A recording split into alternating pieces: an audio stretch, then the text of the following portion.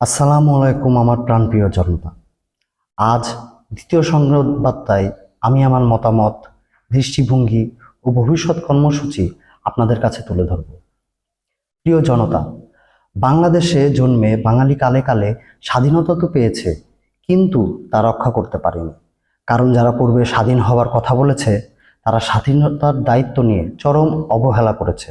যেমন নিজের দেশের ডাক্তারদের উন্নত না করে বিদেশে গিয়ে চিকিৎসা করতে যাওয়া, তাও বস্তা ভরে টাকা নিয়ে।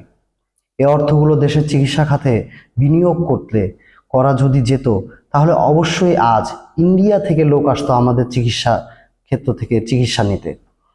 কিন্তু তারা তা করেনি, কারণ এই দৃষ্টিভঙ্গি ছিল না তাদের। আমি আগেও এই বিষয়ে বিভিন্ন জায়গায়, বিভিন্ন জনসভায়